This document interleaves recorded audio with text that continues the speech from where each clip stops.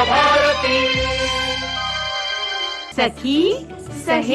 सखी सहेली सुनने वाली सभी सखियों, सहेलियों और श्रोताओं को नेहा शर्मा और प्यारी बुआ का नमस्कार। प्यारी बुआ, आपको भी मेरा नमस्कार। खुश रहो, खूब खुश रहो जी। ये तो वर्ड फेमस है कि अब नेहा बिटिया आई हैं तो इनको एकदम भर भर के प्यार दिया जाएगा। वैसे हमारे तमाम श्रोता जो घर में बैठकर या कहीं घूमते हुए या कहीं और, अरे कल तो नेहा बिटिया बड़ा मजा हुआ। एक स्थानीय बस में गोवा में कोई यात्रा कर रहा था और वहाँ सखी सहेली कार्यक्रम चल रहा था। उन्होंने फट से एक रिकॉर्डिंग भेज दी हम लोगों के पास, इतना अच्छा लगा। तो बस जहाँ भी रहिए सुनते रहिए सखी सहेली कार्यक्रम, विविध भारती राष्ट्रीय सेवा, है कि नहीं? कितना अच्छा लगता है ना जब पता चलता है कि देखिए इसी बहाने हम भी गोवा पहुंच गए ना। हाँ। जैसे हम बहाने से इन्हें कहीं घूमने ले जाते हैं, उसी तरह से ये भी हमें साथ में लेके जाते हैं और घुमा फिरा कर वापस ला देते हैं। यही तो हम कह रहे हैं कि आज कहाँ घूमने चल रहे हैं ये तो बता दो सबसे पहले। आज हम जाएंगे चोपता हिल स्टेशन, जाने वाले हैं आज घूमने के लिए। अच्छा। और आज हम याद करने वाले हैं शरारतों को। हाँ, तुम्हारी शरारत तो हम बताएंगे लेकिन हाँ, जो हमारे श्रोता हैं वो भी बताएं कि उन्होंने क्या क्या शरारत की, पकड़े गए या नहीं पकड़े गए। कभी कभी शरारत करके चोरी चुपके से निकल जाते हैं लोग, बिल्कुल, और कभी कभी धर लिए जाते हैं। तो आज वो बता देंगे कि कौन सी शरारत थी और पता चल जाएगा, आज पकड़े जाएंगे। नहीं, कोई बात नहीं। तो अब देखो क्या है कि वो शरारत की होगी, 7 साल की उम्र रही होगी, 8 साल की रही होगी, हो सकता है 70 के हों, 80 के हों, तो बताएं ना, तो कितना मजा आएगा। अब ये भी अच्छा, बड़ा फक्र भी होगा उन्हें ना। हाँ। कि हमें तो उस समय किसी ने पकड़ा नहीं, क्या बात है, हम तो शहनशाह निकल गए, है कि नहीं? ये भी ऐसा लगता होगा ना कि एकदम सीक्रेट एजेंट की तरह हम रहे और हमने बिल्कुल कुछ पकड़े नहीं गए, इतनी सारी शरारतें करने के बावजूद। सही बात है। और कईयों पर तो शरारती का एक टैग लगा होता है कि भाई ये शरारती हैं, फिर कोई भी शरारत करे पर नाम उनका ही आता है। वही कहते हैं ना कि बद अच्छा बदनाम बुरा, वो बदनाम हो जाते हैं, उनका नाम रोशन हो जाता है कि भाई अब यही शरारत जो भी हुई होगी तो नेहा बिटिया नहीं मतलब ऐसे नाम हो जाता है कि इसी ने की होगी। खैर कोई बात नहीं, लेकिन आज विश्व रचनात्मकता और नवाचार दिवस भी है। कुछ नयापन, नवीन करने का दिन है। तो किस तरह से आपकी सृजनात्मकता और उसमें कुछ नवीनता हो, ऐसा दिन है। बिल्कुल। और सिविल सेवा दिवस भी आज है। इन सारी चीजों के बारे में बुआ जी हम बातें तो करने वाले हैं। यही तो हम कह रहे हैं कि इन सारी चीजों पर बात करेंगे, लेकिन एक और खास दिन है जी, और वो है दिन याद करने का, गुरु तेग बहादुर सिंह जी को याद करने का दिन है ना? जो सिखों के 9वें गुरु थे और उनका आज 400वां प्रकाश पर्व मनाया जा रहा है। उनकी जन्म जयंती को इस तरह से मनाया जाता है और आज वो 400 साल के हो जाते, ऐसा अगर देखा जाए तो जी। और क्योंकि आपका बचपन का नाम त्यागमल था और बहुत कम उम्र में ही उन्होंने मुगलों के खिलाफ बहादुरी से जंग लड़ी। लेकिन जन्म की जब बात तुम कर रही हो ना बिटिया, तो बता दें कि आपका जन्म बैसाख कृष्ण पंचमी को पंजाब के अमृतसर में हुआ था। और वो एक गुरु थे, विद्वान और कवि भी थे। साथ ही गुरु ग्रंथ साहिब में उनका योगदान रहा, जिसे सिख धर्म का पवित्र ग्रंथ माना जाता है। भाई उनको देखो कई तरह से याद किया जाता है, जैसे योद्धा गुरु के रूप में याद किया जाता है, फिर धार्मिक स्वतंत्रता के लिए अथक संघर्ष करने वाले एक मानव के रूप में याद किया जाता है। मानवता, बहादुरी, मृत्यु, गरिमा और बहुत कुछ के बारे में अपने विचारों और शिक्षाओं के लिए जाने जाते हैं, जाने जाते हैं। और 115 शब्द उन्होंने लिखी हैं, जो कि गुरु ग्रंथ साहिब में, बहुत पवित्र ग्रंथ है, उसमें शामिल किया गया है जिन्हें।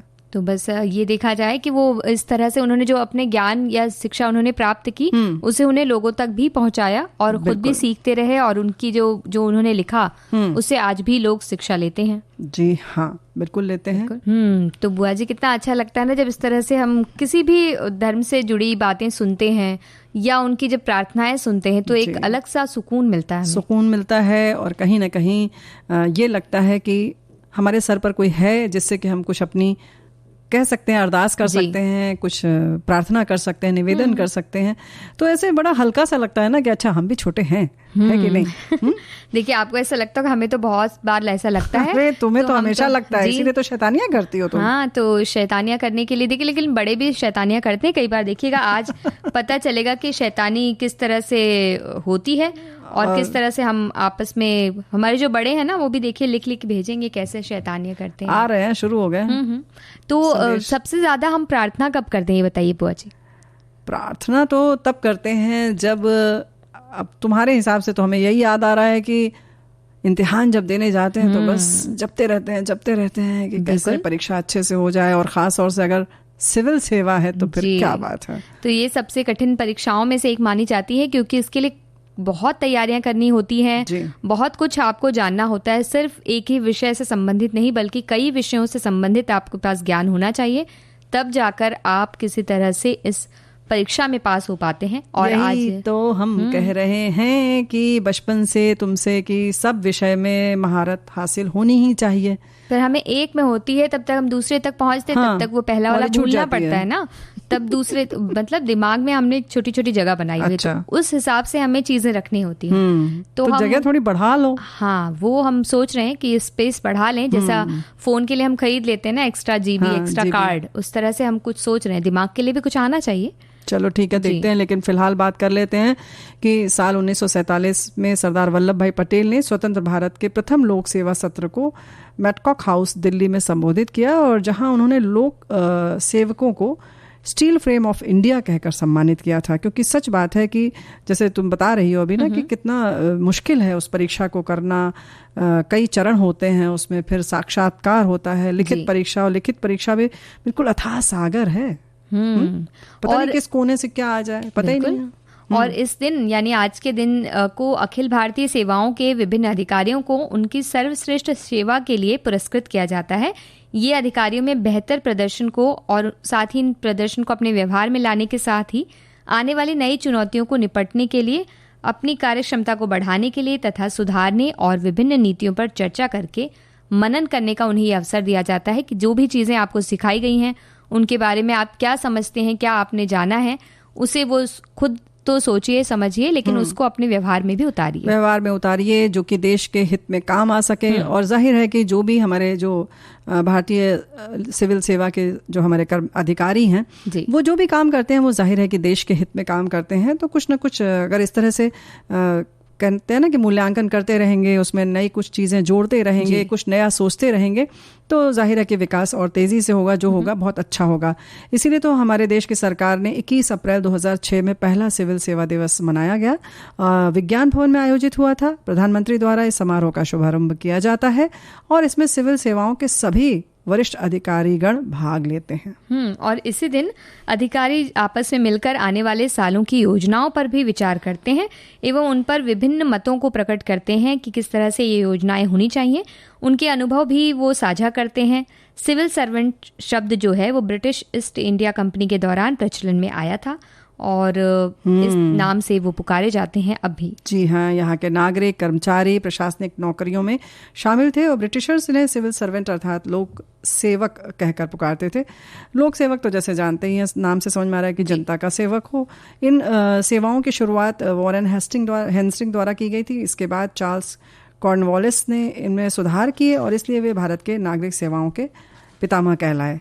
और इनमें जो सेवाएं शामिल हैं उनमें हम मुख्य अगर बताएं तो भारतीय प्रशासनिक सेवा यानी IAS, भारतीय पुलिस सर्विसेज IPS, भारतीय विदेश सेवा IFS, और अखिल भारतीय सेवाओं और केंद्रीय सेवा समूह अ और ब के लिए भारत में कई सारे विद्यार्थी इससे संबंधित परीक्षाएं भी देते हैं। तो नेहा बिटिया, ये तो वर्ल्ड फेमस बात है कि जब ये दिवस मना रहे हैं तो हम उनमें जुड़े जितने लोग हैं उन सबको हम ढेर सारी बधाई दे दें, है ना? उन्हें ढेर सारी बधाइयां देते हैं, और साथ ही हम ये भी बताना चाहते हैं कि ये सारी परीक्षाएं जो हैं भारतीय लोक सेवा आयोग के अंतर्गत आती हैं, जिसमें चयन होने के बाद आगे विद्यार्थियों को ट्रेनिंग दी जाती है। और आज का जो दिन मनाते हैं हम बुआ जी इसलिए मनाते हैं, इसका उद्देश्य ये है कि अधिकारियों का कार्य और प्रयास जो हैं उनके लिए उन्हें प्रेरित करें और उनकी सराहना करें, क्योंकि वो इतने अच्छा काम कर रहे हैं इसके लिए। हाँ, जो भी काम करता है उसको जब सराहना मिलती है तो जाहिर है कि उसका उत्साह और बढ़ जाता है। केंद्र सरकार सबसे अच्छा काम करने वाले व्यक्तियों और समूहों को पुरस्कार देती है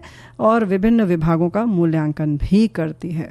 तो बुआ जी देखिए, गम की कहानी हमारी भी एक है क्या, जो हम आपसे साझा करना चाहते हैं। हम तो इंतजार कर रहे थे। देखो, हंसने बोलने की बात करो, शरारत की बात हो रही, थोड़ा मजा आएगा। और अब रचनात्मकता की बात है, कुछ नया होना चाहिए। रचनात्मकता से जुड़ी हुई है कि हम जब रचनात्मक कार्य करने जा रहे थे तो हमें रोक दिया गया है उसे करने के लिए, इसलिए ये गम की कहानी है। होगा उसमें गड़बड़, क्या गड़बड़ नहीं। देखिए, हमने एक बहुत अच्छा एक पोस्ट देखी थी अच्छा। सोशल मीडिया पर, जिसमें एक गमला टूट गया था, तो उस गमले को बहुत ही सुंदरता से बनाया गया था, फिर से चिपका कर फेंका नहीं गया था। अच्छा, कैसे? और उसमें जैसे कि जो बड़ा वाला टुकड़ा टूटा था उसे अंदर चिपका दिया गया था एक तरफ, और जो छोटे छोटे टुकड़े टूटे थे उन्हें साइड में एक के ऊपर एक लगाकर सीढ़ी की तरह बना दिया था। तो वो एक घर जैसा और साइड में सीढ़ी की तरह लग रहा था।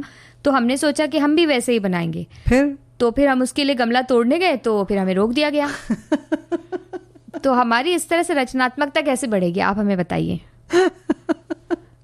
ये ऐसा है ना, टूटी हुई चीज से बनता है। ऐसा नहीं कि अभी कहो कि नहीं हमारे पुराने कपड़े की कुछ बात हो तो तुम कहो कि नहीं तो हम तो अम्मा की पुरानी साड़ी, अरे जो साड़ी है उसको फाड़ के तब बनाएंगे। ऐसा नहीं होता है। जो फटे हुए होते हैं अपने आप, जो स्वतः टूटते हैं तो या वो जो उसी तरह से नहीं टूटता है, हमसे जब टूटता है तो चकनाचूर हो जाता है, तो उसका कुछ बनाने का दिया नहीं। जानबूझ के तोड़ती हो, ये समझो, इसमें कुछ नयापन लाओ, उसको उस तरह से तोड़ो जैसा कि बनाना हो। ठीक है, तो हम घर जाके इसी तरह से तोड़ेंगे गमला कि कुछ नहीं, जब टूटने लगे तब उस तरह से तोड़ा जाए कि वो कुछ बन सके, है ना। ये तो वर्ल्ड फेमस बात है कि जब तक कि कुछ सही ढंग से नहीं होगा तो उसका कुछ सही प्रत्युत्तर भी नहीं मिलेगा। अब भाई इसीलिए तो रचनात्मकता दिवस मनाया जाता है। कुछ क्रिएटिविटी होनी चाहिए, कुछ इनोवेशन होना चाहिए। जब क्रिएटिविटी के लिए लोग बैठते हैं तो वैसे घंटों सोचते रहते हैं, तब जाके कहीं कुछ नया निकल कर आता है ना।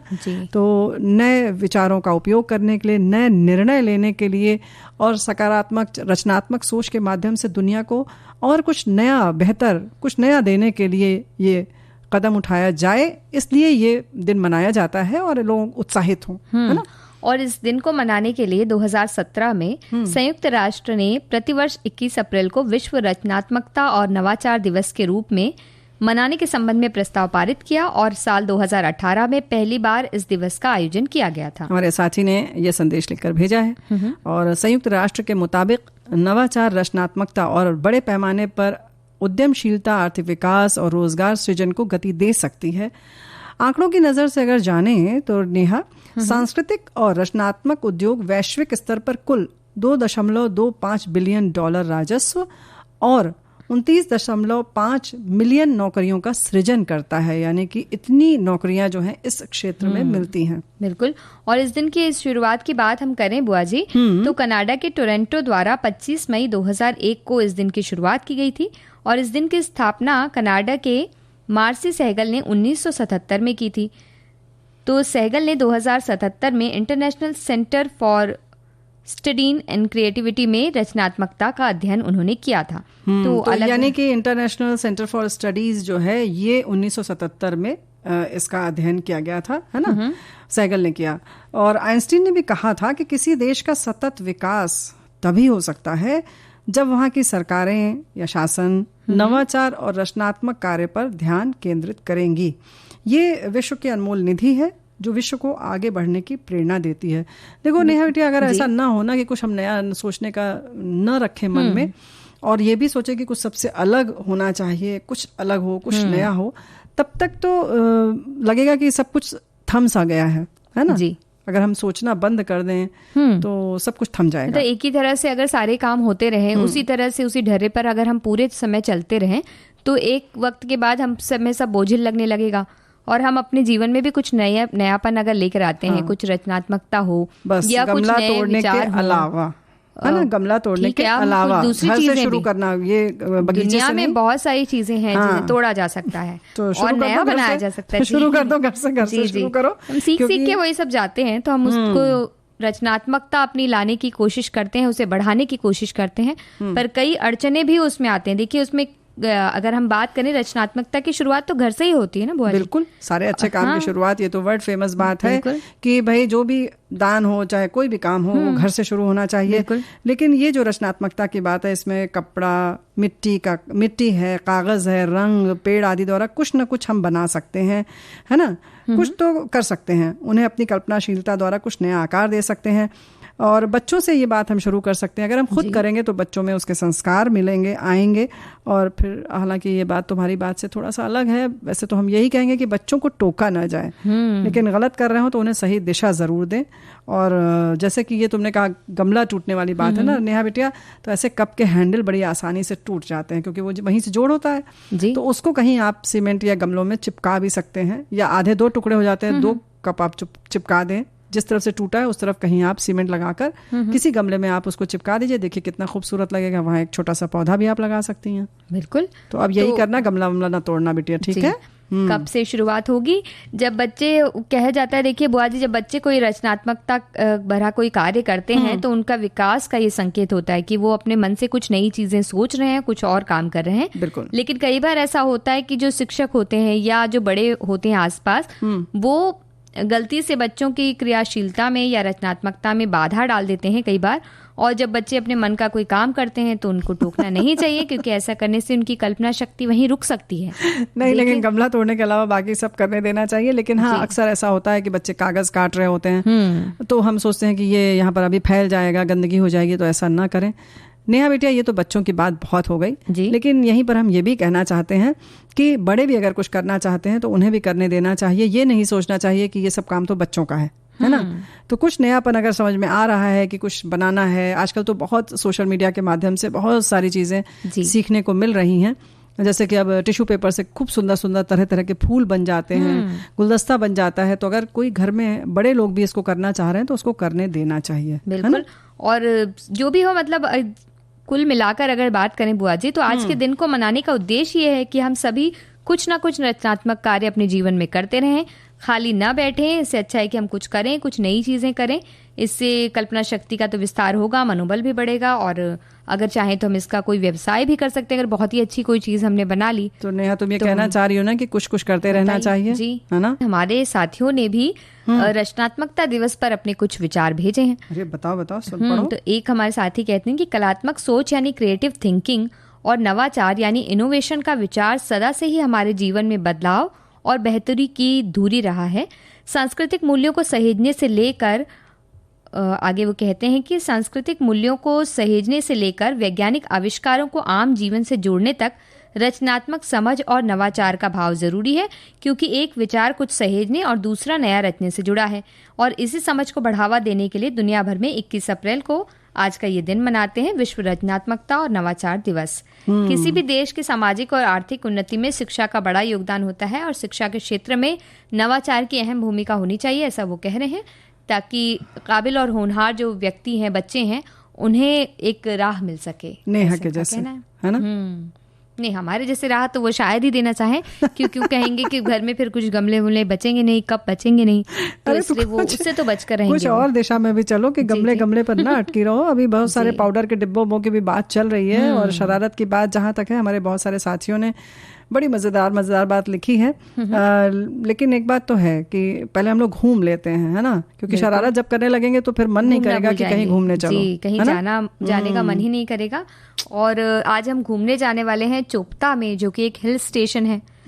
उत्तराखंड के गढ़वाल क्षेत्र का ये हिल स्टेशन है, जो रुद्रप्रयाग जिले में स्थित। हरे भरे नज़ारे हैं यहाँ, एक छोटा सा शहर है ये, और इसको मिनी स्विट्जरलैंड भी कहते हैं, यानी भारत का स्विट्जरलैंड है ये। बिल्कुल। चोपता समुद्र तल से 8,556 फीट की ऊंचाई पर एक खूबसूरत देखने लायक स्थल है। जी हाँ। अब पहाड़ है तो भाई जिन्हें ट्रैकिंग, हाइकिंग, माउंटेन साइकिलिंग, इन सब करने में बड़ा मजा आता है, वो यहाँ जरूर जाएं, है ना, क्योंकि सभी को एडवेंचर के शौकीन लोगों को ये जगह खूब पसंद आने वाली है। यहाँ स्कीइंग का भी मजा लिया जा सकता है। बर्फ से ढके पहाड़, मैदान और झीलें हैं। और यदि कहीं बर्फबारी आपके सामने शुरू हो जाए तो भाई समझ लीजिए कि आपकी तो लॉटरी लग गई जी। और हम घूमने जाने वाले हैं चोपता, तो यहाँ हमको जगह बाद में घुमाओ नहीं। तुम अभी बताने वाली थी कि कौन सा समय रहेगा, तापमान कैसा रहता है, कब कब जाते हैं, बताओ। तो अगर हमें चोपता घूमने जाना है तो चोपता का तापमान पूरे साल ठंडा रहता है, तो गर्मी का एहसास ही नहीं होगा। और मार्च से मई के दौरान यहाँ का तापमान 5 डिग्री सेल्सियस से 20 डिग्री सेल्सियस के आसपास ही रहता है। क्या बात है। बड़ा अच्छा लगेगा। और सर्दियों में अगर जाएंगे तो थोड़ा मुश्किल हो जाएगी, क्योंकि तापमान -10 से -15 डिग्री तक चला जाता है, तो जम ही जाएंगे हम। वाह वाह वाह। लेकिन भाई यही हम कह रहे थे कि बर्फ अगर देखनी है तो नवंबर, दिसंबर और जनवरी, हाँ फरवरी में भी जा सकते हैं। और साथ ही ऊनी कपड़े, आरामदायक जूते चाहिए। मार्च से अप्रैल में वादियाँ, घाटियां, मैदान सभी हरे भरे, और फूल तो पूछो मत, रंग बिरंगे फूल भर जाते हैं। तो इस वक्त की खूबसूरती देख सकते हैं आप। वैसे नेहा बिटिया ऐसा है ना, इन सब जगहों पर तो हर मौसम में एक बार जाना चाहिए, है ना। कभी एकदम सफेद चादर बिछी है, कभी रंगीन फूलों के बूटे फैले हुए हैं, है ना। तो ये तो हम घूमने तो जा सकते हैं। और चोपता की ठंडी स्वस्थ हवा और पक्षियों की जो चहचहाहट है वहाँ, और सूरज की किरणें जब बर्फ से लदी चोटियों को चूमती हैं तो बरबस से ऐसा मन मोह लेती हैं। कितना अच्छा एक दृश्य रहता है वो सामने। और यहाँ तुंगनाथ मंदिर शिवजी का प्रसिद्ध मंदिर जो है वो कि चंद्रनाथ पर्वत पर वो स्थित है, और इसकी वास्तुकला बड़ी अद्भुत है। और कहा जाता है कि 1000 साल से भी अधिक पुराना है ये। शिव पार्वती के साथ साथ यहाँ अन्य देवी देवताओं की मूर्तियां भी हैं। यही तो हम कह रहे थे कि तुंगनाथ की गिनती जो है ना नेहा, भारत के प्रसिद्ध 5 केदार या पंच केदार में होती है, और विश्व भर से पर्यटकों का तांता लगा रहता है। और तुंगनाथ मंदिर से कुछ दूरी पर ही की ओर जब जाएंगे तो चंद्रशिला मंदिर भी है, जहाँ ये रावण शिला या स्पीकिंग माउंटेन के नाम से विख्यात है। और ऐसा कहा जाता है कि ये स्थान रामायण से जुड़ा है। और जब भगवान श्री राम को रावण को मारने का दुख हुआ था, क्योंकि रावण महाज्ञानी भी थे जी, तो कहते हैं कि तब राम जी ने यहाँ शिव जी की स्तुति की और उन्हें इस पाप से मुक्त करने की उन्होंने विनती की, जिसके बाद शिव जी ने रावण को मुक्ति प्रदान की थी। और भाई ये तो हो गई ये खास जगह तुंगनाथ मंदिर। और उसके बाद आगे हम बढ़े, अब जो हम स्पीकिंग माउंटेन के पास गए है ना, और इसके बाद चलते हैं चंद्र पर्वत, जो कि रोमांचक ट्रैकिंग के लिए एक खास जगह है। और ट्रैक की लंबाई 1.5 किलोमीटर की है, यानी 1.5 किलोमीटर की है, जो तुंगनाथ मंदिर से शुरू होता है और चंद्रशिला बेस कैंप चोपता तक जाता है। यहाँ से हिमालय के शानदार दृश्य आप देख सकते हैं। बिल्कुल। और जब इस ट्रैक में हम ट्रैकिंग करने जाएंगे तो पंचचूली, नंदा देवी, केदारनाथ और त्रिशूल की राजसी चोटियों को हम देख सकते हैं। इसके अलावा झीलों की सैर कर सकते हैं। यहाँ देवरिया ताल है, जो कि समुद्र तट से 2438 मीटर की ऊंचाई पर स्थित झील है और प्राकृतिक सौंदर्य से भरी हुई है। कई सैलानियों का आकर्षण का केंद्र बन जाती है, क्योंकि इतना साफ पानी वहाँ का दिखता है झील का, तो बड़ा अच्छा लगता है वहाँ जाकर। और इतनी ऊंची पहाड़ी पर जाने के बाद अगर झील मिल जाए तो बस मजा आ जाता है ना। और यहाँ से फिर दिखता है चौखंबा चोटी के मनमोहक लुभावने दृश्य, जो आनंद से मन को रिझा देते हैं। झील के पास उसके शांत वातावरण में आप बैठ सकते हैं, आपको आंतरिक बहुत ही मानसिक शांति मिलेगी, आत्मिक शांति मिलेगी, इसका आनंद ले सकते हैं। अब तुम थोड़ा सा अपनी चंचलता कम करोगी तभी संभव है ये सब। इसके संग संग देखो दुग्गल बिट्टा को देख सकते हैं, जो कि विश्राम स्थल बन जाता है यात्रियों के लिए। 2600 मीटर की ऊंचाई पर स्थित है और दुग्गल बिट्टा केदारनाथ वन्यजीव अभयारण्य का एक महत्वपूर्ण हिस्सा भी है जी। और दुग्गल बिट्टा का आप नाम ले रही बुआ जी, तो इसका अर्थ भी हम निकाल के लाए हैं। बताओ। इसका अर्थ होता है 2 पहाड़ियों के बीच का स्थान। तो आप यहाँ काली मठ का भी दर्शन कर सकते हैं, और ये काली माता का मंदिर है, सरस्वती नदी के तट पर स्थित है। और ये मंदिर भारत में 108 शक्तिपीठों में से एक माना जाता है। वाह क्या बात है। तो बुआ जी अब आराम हो गया है, आगे बढ़े। चलो सारी गांव आगे चलना है। इसके अलावा चोपता के रास्ते में बांस और बुरांश का घना जंगल है, और मनोहारी दृश्य हम सबको लुभा ही लेता है। मार्च अप्रैल में तो इस पूरे रास्ते में बुरांश के फूल की अनोखी छटा देखी जा सकती है, बिखरा रहता है। बिल्कुल। और चोपता से गोपेश्वर जाने वाला जो रास्ता है, वहाँ कस्तूरी मृग प्रजनन का एक फार्म भी है, वहाँ हम जा सकते हैं। और इसके अलावा बिसुरी ताल झील है, जहाँ ट्रैकर्स को अच्छा लगता है बहुत, क्योंकि ट्रैकिंग करने के लिए बहुत अच्छी जगह है। और तुंगनाथ यहाँ से और तुंगनाथ पैदल जाया जाता है। इस दौरान आप कई सकरे रास्ते, घने जंगल, नदी, नालों और झरनों को पार करते हुए बिसुरी ताल झील तक आप पहुंच सकते हैं। और यहाँ से जब आप गुजरते हुए जाएंगे रास्ते में, तो आपको हिमालयन तेहर, कस्तूरी मृग, मोनाल, हिम तेंदुआ, जंगली बिल्ली जैसे दुर्लभ वन्य जीव दिखते हैं। तो आप साथ में गाइड भी लेकर चलें, ताकि आपको पता रहे कि कौन सा जीव आपने देखा है। सही बात है। तो गाइड तो लेना ही चाहिए कहीं हम घूमने जाते हैं, क्योंकि उनकी जानकारी ज्यादा होती है और उन्हें पता होता है कि किस जगह पर कौन से जो जीव हैं वो मिल जाएंगे हमें, तो वो रास्ता भी बताते हैं। तो भाई इन सब जगहों पर ऐसे जाना चाहिए। अब जाने की बात आती है तो भाई बहुत सारे हमारे देश में बहुत सारी ऐसी जगहें हैं जहाँ का जो एयरपोर्ट का नाम है बिल्कुल अलग है। अब जैसे देहरादून का जो है वो जॉली ग्रांट एयरपोर्ट है। अब आप देहरादून डालेंगे तो नहीं मिलेगा, तो भाई समझ लें कि जॉली ग्रांट एयरपोर्ट है, चोपता का सबसे नज़दीकी है और 179 किलोमीटर की दूरी है। टैक्सी, कैब, बस या आप जैसे भी जाना चाहे जा सकते हैं। और अगर ट्रेन से जाना है छुक से, तो बस ऋषिकेश रेलवे स्टेशन पे उतर जाइए और वहाँ से आप चोपता जा सकते हैं। और अपने वाहन से जाना है तो रुद्रप्रयाग पहुँचकर आपको राष्ट्रीय राजमार्ग 109 लेना होगा, जो वहीं पर आपको ले जाएगा। और यहाँ के जो स्थानीय व्यंजन है वो हम कब खाएंगे बुआ जी? आप ऐसे खाने की बात नहीं करिए, वापस चले गए हम। आ गए घूम लिए, सब हो गया, खाने की बात तो होनी रास्ते चाहिए। में खिलाया तो था तुमको हमने, आलू के गुटके, यही कहा है खास। और यहाँ पर वो झंगोरा की खीर जो बनती है, सिसुन का साग बनता है, कापा बनता है, यानी मेथी पालक चावल का आटे से वो कुछ अच्छी सी चीज बनाते हैं वो। मडवी की रोटी एक बनती है, और भांग की चटनी भी बनती है, ये हम नहीं खाएंगे। भंजीरा कहा जाता है। तो अभी जानकारी तो होनी चाहिए ना, जानकारी ले लेंगे ताकि पता रहे। वो पूछे भंजीरा खाओगे, हमने कह दिया हाँ, तो और फिर हम बस फंस गए या हंस रहे हैं, क्या पता। नहीं, फिर कहीं जाने लायक नहीं बचोगी तुम तो। ये भी बात है। हाँ, वो तो बात फिर गमले पर गमले तोड़ती रहोगी। पता चला उन्होंने शरारत कर दी और फिर हमारी शरारत बढ़ गई। तो भाई इस सब से बचने के लिए जानकारी बहुत जरूरी है। और अगर हम पर्यटन स्थल ये पहाड़ों की बात करें तो वहाँ एक खास तरीके की दाल आती है, वो सब चीज़ें जो है वहाँ पर बहुत देर में पकती हैं, लेकिन वहाँ की बड़ी खास चीज़ें होती हैं। जैसे कि राजमा हम लोग खाते हैं, उसी तरीके के खास वहाँ की दाल होती है जो पहाड़ों में ही मिलती है। तो उन सब को जब जाएं तो उन सब का आनंद जरूर लें। फिलहाल हम गीत का आनंद ले सकते हैं या चुलबुली बातें कर सकते हैं। देखिए, एक शरारत की बात तो होनी चाहिए, उसके बाद ही हम गीत सुनेंगे। क्योंकि बचपन की शरारत है ना, तो वो हमारे एक साथी कह रहे हैं कि जब हम भाई बहन छोटे थे, वो भी काफी बच्चे थे, हमें कुछ शरारत सूझी, क्योंकि हमारी मम्मी घर पर नहीं थी, बाजार गई हुई थी। तो हमने भी सोचा कि हम हलवा बनाते हैं। अच्छा। जो तेल में आटे से बनता है। हमने भी क्या किया कि एक कढ़ाई में थोड़ा सा पानी डाला, थोड़ा सा 2 चम्मच तेल डाला, चीनी डाली और स्टोव जला दिया। तो हमसे वो नहीं बना और लई के जैसे बन गया वो लई जैसे होता है, जैसे चिपकाते थे। अच्छा, ओहो। और सब बच्चों को खिलाया, सबने खा भी लिया, और हमने जल्दी जल्दी बर्तन मांज के साफ सफाई करके रख दिया, मम्मी को पता भी नहीं चले। और फिर 1 महीने के बाद पता चला है। बताइए कितनी अच्छी बात है ना, 1 महीने तक बात छुपा ली है, छुपा ली पता चल जाती है। तो भाई बर्तन मांजा ना उसके लिए, ऐसे थोड़ी कि ऐसे ही रख देते तो पता चल जाता। हाँ, उसी से पता चलता होगा। बेटिया, ये तो वर्ल्ड फेमस बात है कि जब कोई शरारत करो तो कोई निशान नहीं छोड़ना चाहिए, है ना। और ऐसे ही हमारे एक साथी ने और लिखा है कि बचपन में अधिकांश हर बच्चे शरारत करते हैं, और जब शरारत में एक मिठास हो और चुलबुलापन हो तो वो शरारत अच्छी लगती है, लेकिन शरारत जब उद्दंड में बदल जाती है तो फिर शरारती बच्चे अच्छे नहीं लगते। मुझे याद है मेरा बचपन से ही जो नेचर था शांत स्वभाव का था, और मेरे ताऊ के लड़के बहुत शरारती थे, और उसी शरारत में वो मेरे से मारपीट भी करते थे। वो दिन आज भी याद आ रहे हैं। बहुत बहुत धन्यवाद आपको।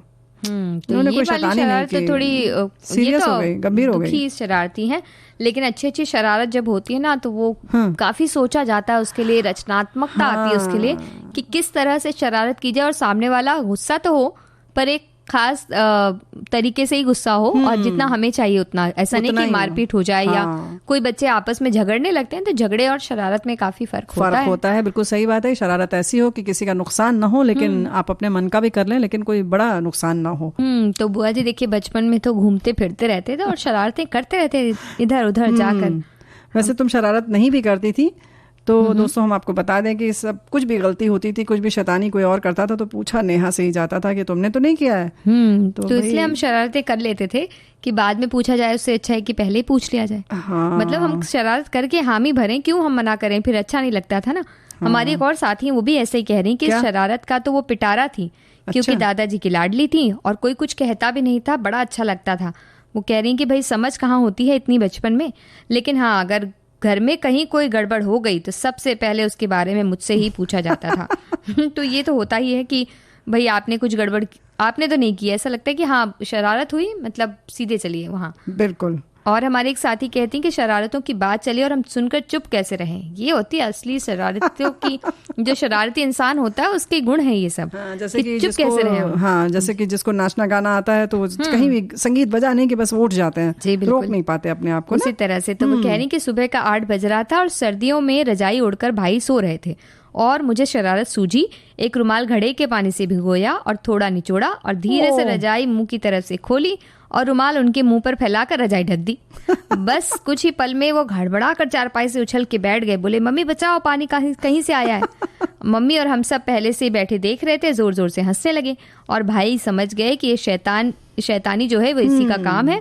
तो मम्मी ने भी कह दिया कि भाई उठो, कितनी देर सोओगे, 8 बज गए। भैया देखो तो मम्मी भी शामिल थी। हाँ, मम्मी जब शामिल थी तब तो फिर चाहे रुमाल लगे वो चाहे सीधे घड़े का पानी मुंह पर जाए, कोई कुछ नहीं कर सकता।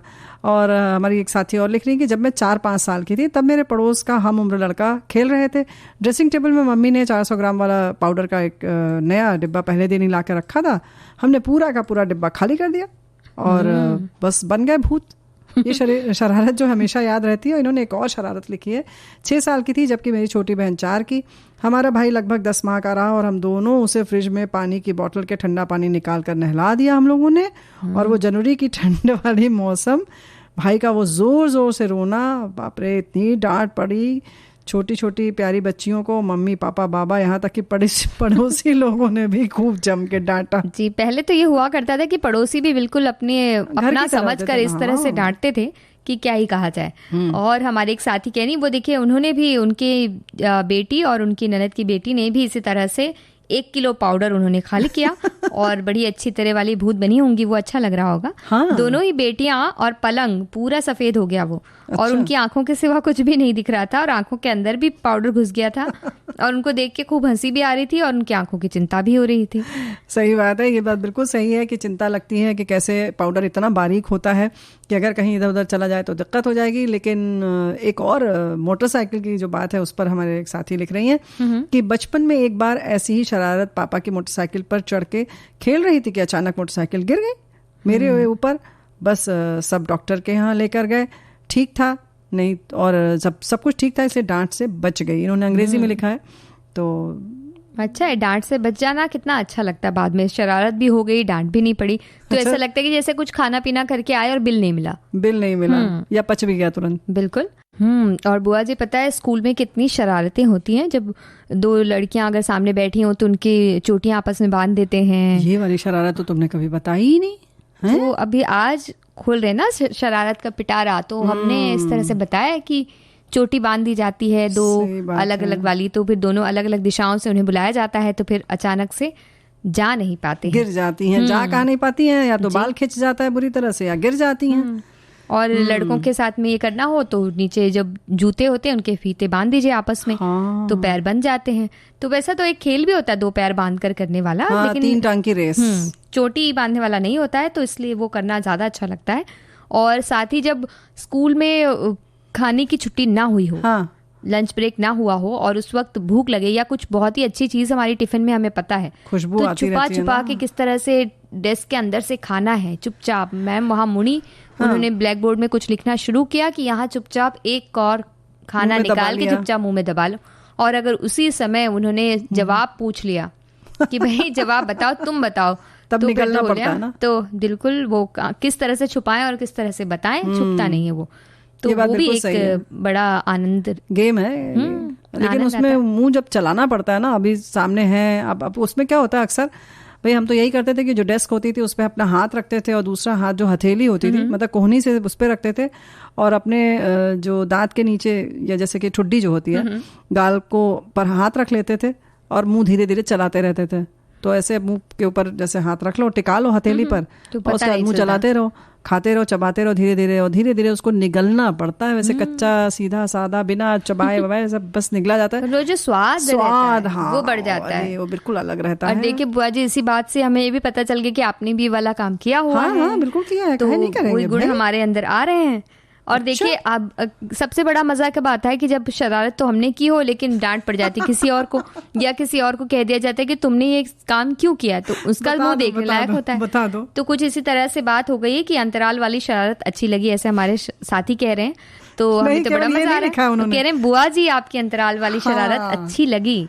तो हमें बड़ा आनंद आ चुका है। तो श्रोता समझ चुके होंगे कि आनंद क्यों आ रहा है हमें। नहीं समझेंगे श्रोताओं, हम आपको बता दें कि ये जो शरारत थी ये नेहा बिटिया ने की थी और हमारे नाम बिल फाड़ दिया गया। चलो कोई बात नहीं, फिर भी मान लेते हैं कि हमारे सामने अगर किए तो हम भी उसमें शामिल थे। तो इन्होंने भी लिखा है कि वो उसका ये भी लिख रहे हैं कि बुआ जी अंतराल वाली शैतानी तो अच्छी थी। इन्होंने ये भी लिखा है कि छोटी सी शरारत इन्होंने भी लिखी है, हालांकि उसका अंत उतना मज़ेदार नहीं था।